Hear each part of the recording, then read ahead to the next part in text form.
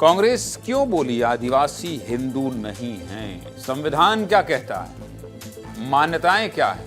आज इस पर बात कर लेते हैं। मध्य प्रदेश में आदिवासियों को लेकर एक बार फिर से राजनीति शुरू हो गई है और इस बार शुरुआत कांग्रेस की तरफ से हुई है। मध्य प्रदेश के नेता प्रतिपक्ष उमंग सिंघार ने आदिवासियों को लेकर एक बड़ा बयान दिया है।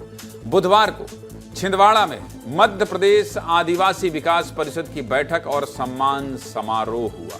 इस कार्यक्रम में कांग्रेस नेता उमंग सिंघार ने कहा कि आदिवासी हिंदू नहीं हैं।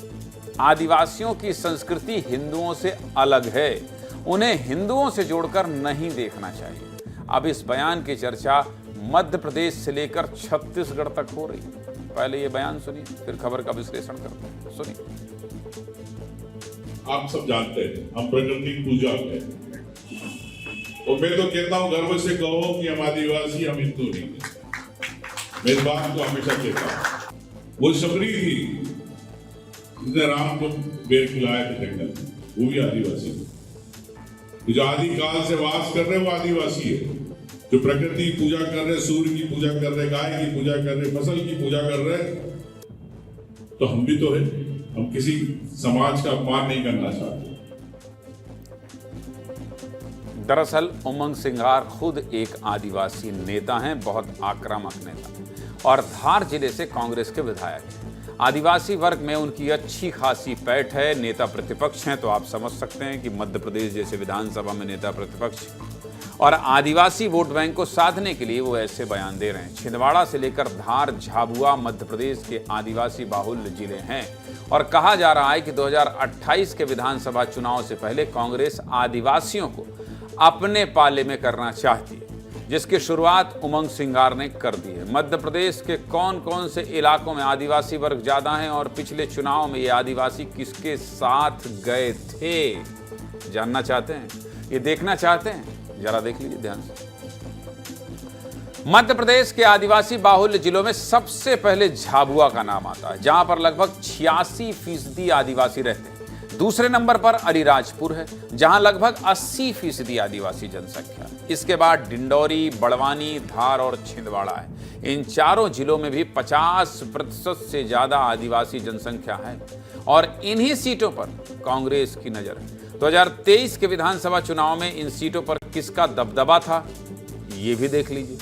झाबुआ और बड़वानी में दोनों पार्टियों को लगभग बराबर आदिवासी वोट मिले थे। वहीं अलीराजपुर में बीजेपी के हिस्से लगभग 55% आदिवासी वोट आया था। डिंडौरी में कांग्रेस ने बाजी मारी थी और बीजेपी से ज्यादा आदिवासी वोट हासिल किया था।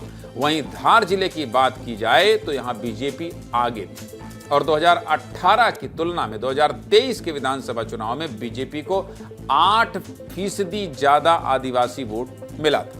यानी कि कांग्रेस का वोट बीजेपी को गया और ज्यादातर जिलों में आदिवासियों ने बीजेपी को वोट किया था और यही वजह है कि कांग्रेस इस आदिवासी वोट बैंक को फिर से अपने साथ जोड़ना चाहती है, जिसकी कमान आदिवासी नेता उमंग सिंघार ने संभाल ली है।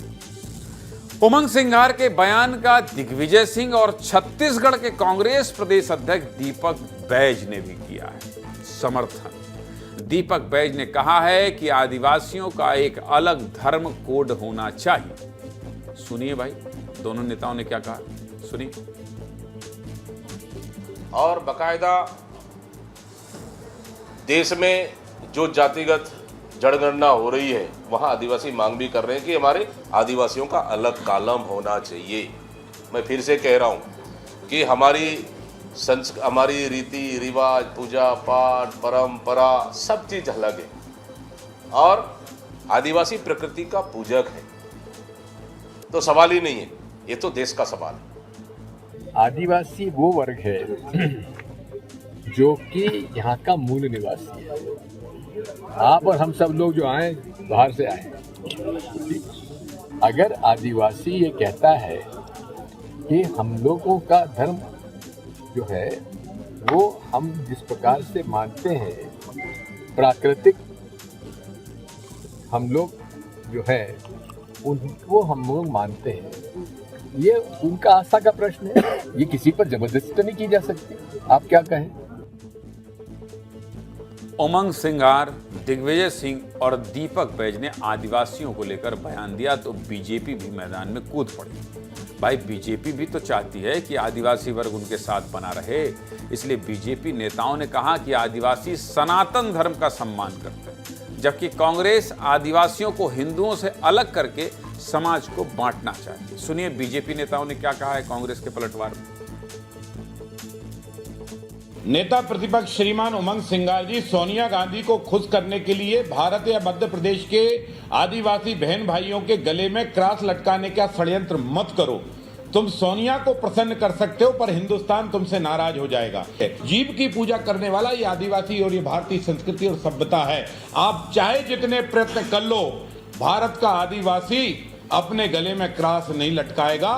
बयान के पीछे आदिवासियों को तोड़ने का काम करने, उनकी जड़ों को कमजोर करने का काम कांग्रेस कर रही है। हर समय कांग्रेस ने हमारे आदिवासी भोले भाले भाई बहनों को केवल वोट बैंक के रूप में उपयोग किया। उमंग सिंगार जी की फोटो तो मैंने खुद ने गणपति की आरती करते हुए देखी है। आप इस तरह की बातें करके हिंदू समाज को तोड़ना चाहते हो?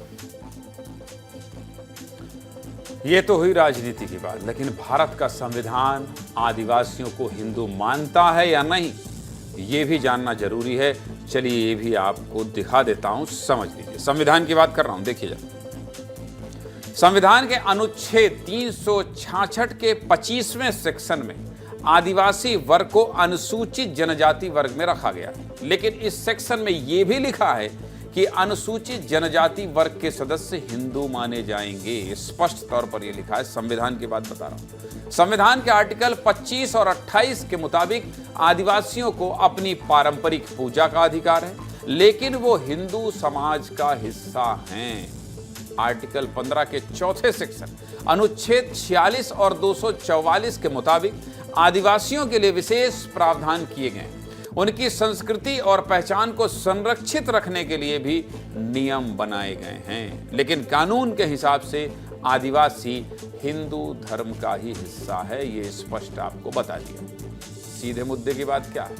सीधे मुद्दे की बात यही है कि संविधान तो आदिवासियों को हिंदू मानता है, लेकिन शायद कांग्रेस पार्टी नहीं मानती। अब उमंग सिंगार का ये बयान आदिवासियों को उनके साथ जोड़ेगा या उनसे अलग करेगा, ये तो चुनाव में ही पता चलेगा। लेकिन अभी पूरा समीकरण मैंने संविधान के अनुसार आपको बता दिया, समझा दिया।